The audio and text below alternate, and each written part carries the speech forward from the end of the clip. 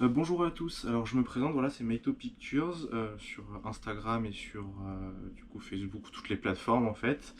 C'est ma vidéo de présentation, voilà, donc moi je fais de la photo de rue. Je vais vous présenter mon matériel aujourd'hui et voilà, donc ça va bien se passer je pense. Première vidéo en FaceTime, donc en Facecam en tout cas, donc voilà. Donc je vais commencer avec mon appareil boîtier principal qui est un APS-C, c'est le EOS M50 de chez Canon. Voilà, donc très léger, malgré que j'ai rajouté quand même une grippe dessus. C'est plus simple pour en tout cas la photo de rue pour le manipuler, etc. Comme on peut être amené à esquiver des gens, etc. C'est plus simple d'avoir une poignée sûre, tout simplement. Dessous, j'ai le capture, la plaque Peak Design de capture qui permet de le mettre sur mon sac, qui se trouve ici, tout simplement. Donc voilà, on peut le glisser, vous l'avez sûrement déjà tous vu. Ça permet de se balader très simplement dans la rue avec. Et comme je suis pas mal en vélo, je mets justement mon appareil photo ici pour simplement à vélo je m'arrête, bim je dégaine et je tire, tout simplement. Donc dessus j'équipe constamment, ou quasi constamment en tout cas en déplacement, le boîtier Sigma DC, donc du coup il est stabilisé, c'est le 1750 qui a une ouverture constante de 2.8.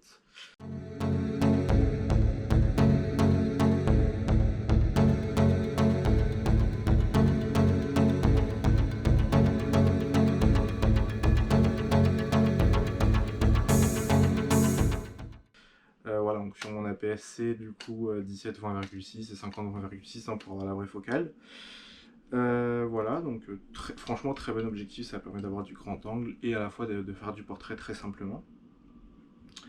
Voilà, donc j'ai aussi une petite Dragon Peak Design, j'adore cette marque, elle est vraiment top. Franchement, on achète le concept plus que la qualité de matériel, mais voilà, c'est vraiment très pas mal. Là, je filme du coup avec une GoPro 8 qui me sert du coup pour mes POV en fait, tout simplement dans la rue. Donc, en deuxième appareil, parce que oui, j'en ai un deuxième, c'est un argentique. C'est le Zenith EM. Donc, c'est un appareil qui est complètement mécanique, il n'y a pas de pile dedans.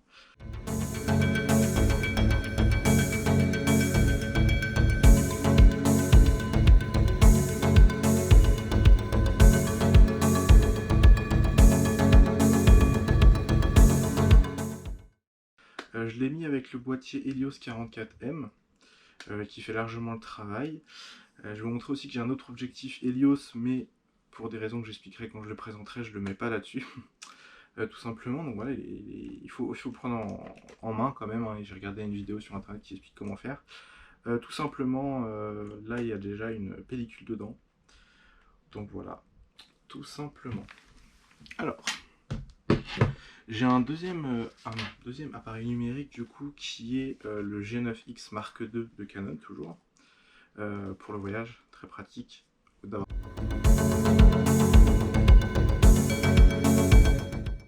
ça c'est très pratique. Donc voilà, je l'ai mis dans une petite sacoche en cuir. Si j'arrive à l'ouvrir, voilà, hein, tout simplement. Très pratique.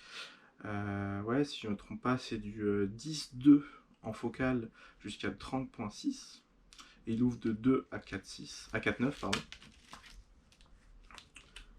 Hop. Du coup, en objectif, j'ai l'objectif de kit EFM, qui est le 15-45, et qui est stabilisé, ce qui est pas mal. Je m'en suis très peu servi, même dès le début, je m'en suis pas servi en fait, parce que je savais que moi je voulais de la profondeur de champ, au début je voulais faire du portrait, donc celui-là ne le permettait pas. Donc je me suis très vite acheté le Yongnuo, c'est une copie du Canon EOS 50 mm du coup. Donc il est très bien, mais il est un peu, voilà, il fait un peu plastique, et puis la marque aussi.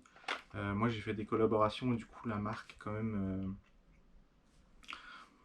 disons que ça fait pas très sérieux d'avoir un truc qui fait ce bruit en plus.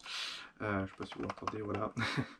Donc c'est le Yongnuo 50 mm, il coûte 50 ou 60 € je crois, et c'est très bien pour commencer, donc il ouvre à 1.8, tout comme le Canon. Voilà, tout simplement, pour débuter c'est parfait, franchement ça permet de bien s'entraîner à la prise de vue, au bokeh, au flou d'arrière-plan, voilà. Parfait, je trouve cet objectif génial.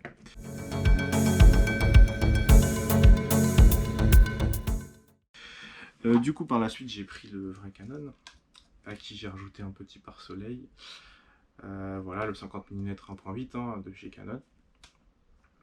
J'ai pas remarqué de grandes différences avec le Yongnuo, mais voilà, hein, histoire d'être dans la marque, et puis c'était un petit cadeau que je me suis fait tout seul. Voilà.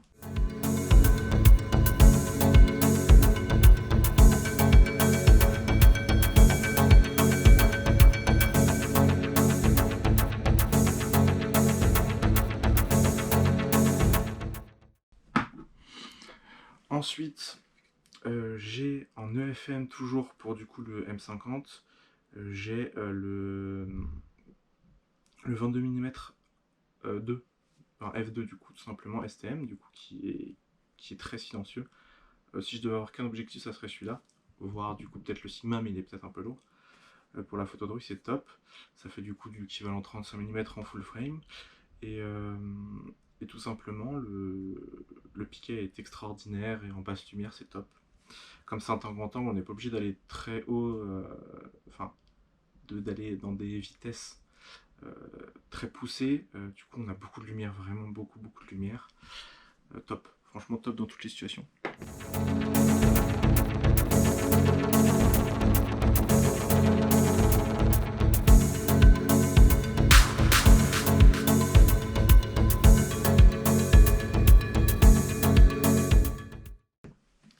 En objectif argentique aussi, j'ai du coup ce Helios 44-2 qui fait le fameux bokeh tournant, je l'ai eu pour 10 € sur le bon coin. Top, j'ai juste dû le démonter et nettoyer tout ce qu'il y avait dedans parce qu'il y avait un peu de bruit dedans. Donc c'est fait, voilà. Je le mets pas sur sur mon Zénith du coup, parce que en fait l'indication de l'ouverture est inversée en fait. Quand on a F16, enfin, quand le petit point rouge est indiqué sur F16, en fait on est sur F2. Du coup, comme c'est de l'argentique et que tout est indiqué par l'appareil, il faut être très précis et ça permet pas de l'être. Voilà, tout simplement. Et du coup, voici mon sac photo.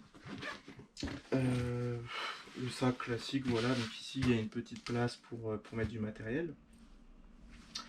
Et voilà, la petite capture de Peak Design qui est vraiment pratique. Hein.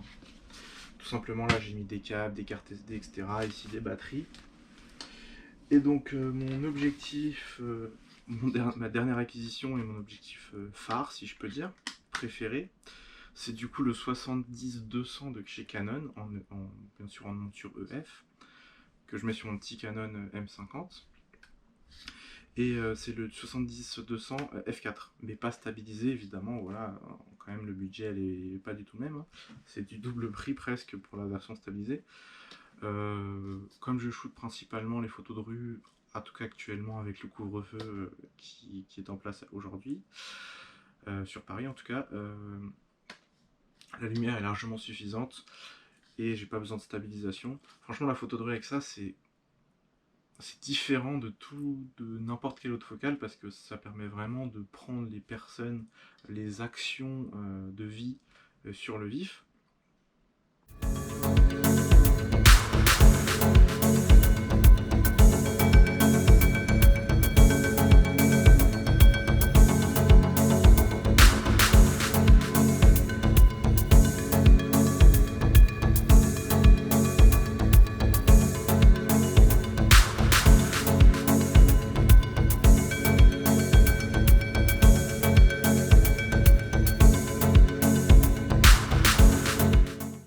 D'être très près du sujet et voilà, après on n'est pas très discret mais bon en fait les gens la plupart du temps on s'en moque complètement, ils me voient pas ou alors tout simplement ça les dérange pas, enfin j'ai pas en tout cas eu de